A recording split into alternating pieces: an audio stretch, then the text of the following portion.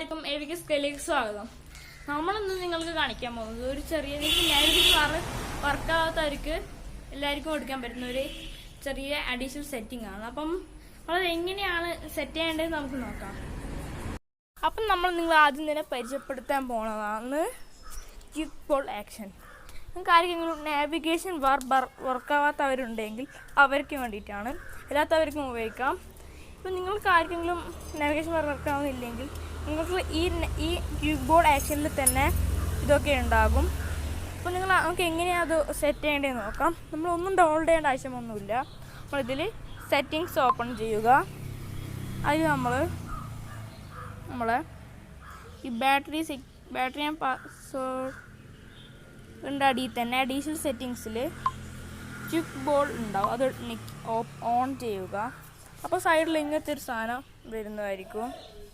ഇതിൽ നമുക്ക് നാവിഗേഷൻ ഫംഗ്ഷൻ്റെ മൂന്ന് ഇതും ഉണ്ടാവും. അതിൻ്റെ ടെക്സ്റ്റ് ആയിട്ട് സ്ക്രീൻഷോട്ടും മൊബൈൽ ഓഫാക്കാനും ഇതുണ്ടാകും.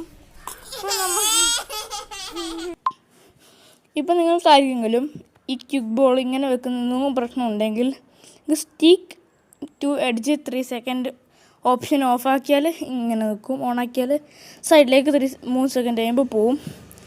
അപ്പോൾ നമ്മൾ ലോക്ക് സ്ക്രീനിലും ഇത് കാണിക്കണമെങ്കിൽ ഇത് ലോക്ക് സ്ക്രീൻ ഓണാക്കി വെച്ചാൽ മതി. ഇനിയിപ്പോൾ ഇതിൽ നമുക്ക് ഷോർട്ട് കട്ട്സ് നമുക്ക് ആക്കാൻ പറ്റും. Home menu, lock, screenshot, back, ഇതാണ് ഇതിലുള്ളത്.